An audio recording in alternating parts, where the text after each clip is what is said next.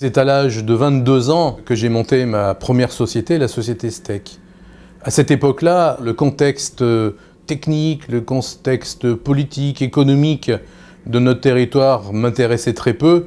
Issu d'une formation d'apprentissage, je n'avais qu'une envie, c'était de me mettre à mon compte, de travailler pour moi.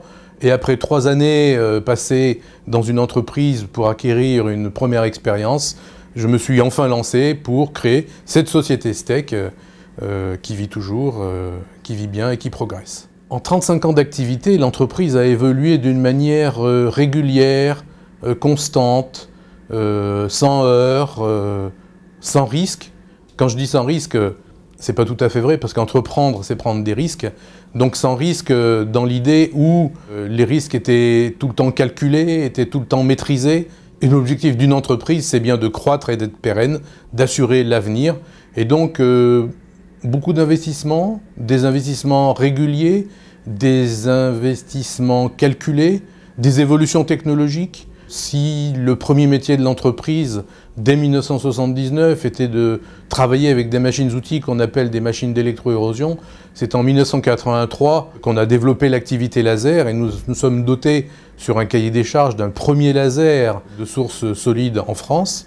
Et dès 1990, du fait de placements sur toutes les microtechnologies dans lesquelles nous exercions nos savoir-faire, nous nous sommes vus proposer une entreprise dans l'essaimage de l'usine Rhône-Poulenc à l'époque, une entreprise qui était spécialisée dans du microperçage. Donc nous sommes là passés sur l'acquisition de cette entreprise et nous nous sommes dotés d'une flèche supplémentaire dans notre carquois qui était le microperçage. Donc dès 1990, nous étions spécialistes dans l'électroérosion, dans le laser et dans le microperçage. Et toutes ces technologies évoluant, nous avons suivi les évolutions, nous avons suivi nos clients, nos gros donneurs d'ordre.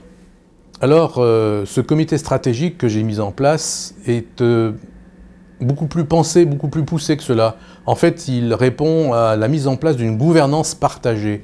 Mais le terme n'est pas galvaudé. L'outil a été créé avec un organisme consultant de métallurgie rhodanienne qui s'appelle Ressources et Performances. Et j'ai créé un outil avec un consultant, un outil qui nous a servi à imaginer quelles étaient les prérogatives, jusqu'où pouvait aller ce comité stratégique, mais aussi création d'un comité exécutif. Et c'est en avril 2012 que nous avons fait une assemblée générale extraordinaire pour installer les 2 comités dans les statuts de l'entreprise. Donc vous voyez, quand je disais que ce n'était pas galvaudé, on a vraiment fait les choses sérieusement. Et sur l'année 2012, le comité stratégique s'est réuni plusieurs fois en réflexion pour envisager, imaginer l'avenir jusqu'en 2015. Ce comité stratégique est composé de 4 personnes, 2 issues de l'entreprise, mais 2 autres qui sont issus d'autres mondes.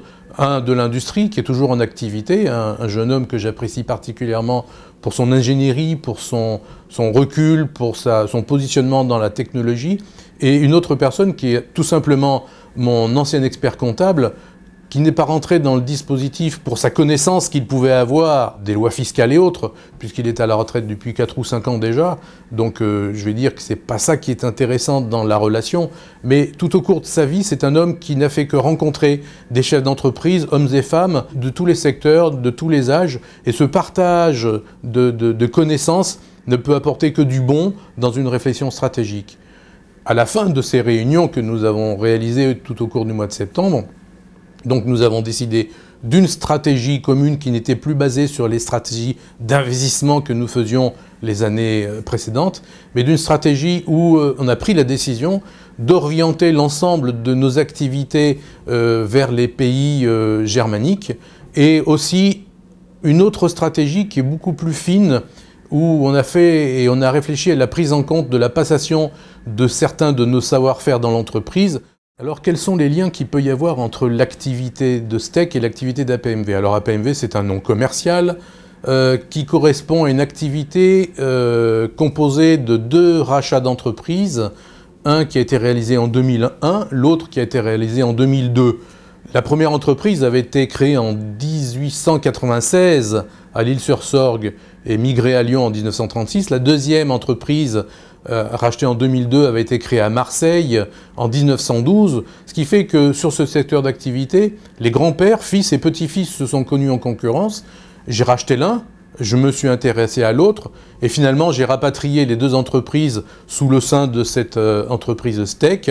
5 ans après avoir repris ces activités de cannage de cylindre, on a fusionné l'activité avec les activités de STEC. Peut-être dissonante, me direz-vous, parce que STEC, on est bien dans la micromécanique de haute précision.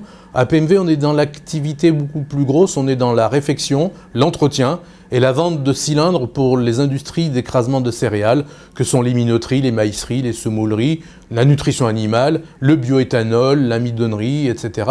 Et on peut trouver un écart entre des pièces qui ne font que quelques milligrammes et des pièces qui font plusieurs centaines de kilos.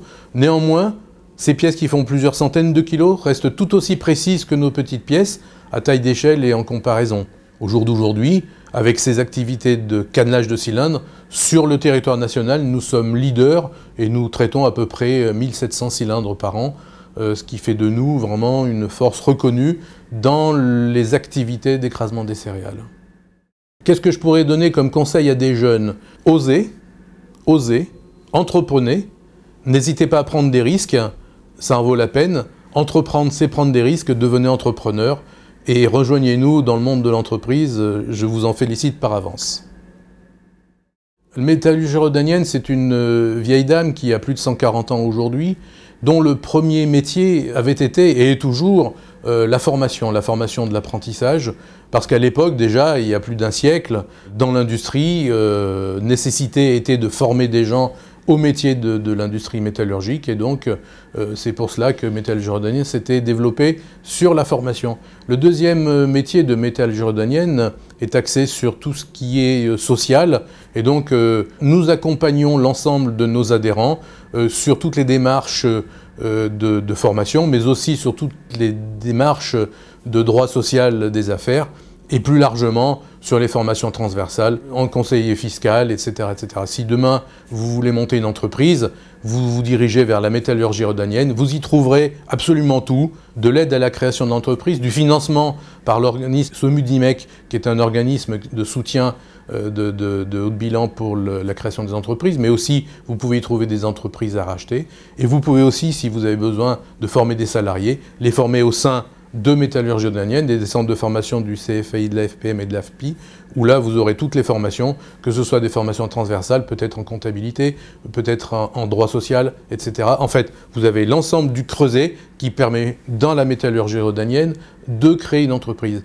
Alors, quelles sont les passerelles? Ben voilà, je vous ai donné toutes les passerelles, mais après, en termes personnels de mes liens que j'ai avec métallurgie rhodanienne, c'est vrai que mes pères m'ont élu, ils m'ont donné le mandat de métallurgie rhodanienne, mais un mandat ne doit jamais servir à des fins personnelles, même si dans les adhérents, beaucoup de nos adhérents sont des clients de mon entreprise, de mes activités. Il n'y a aucun lien professionnel entre les adhérents de métallurgie, parce que j'en suis le président, et la société STEC, parce que j'en suis aussi le président.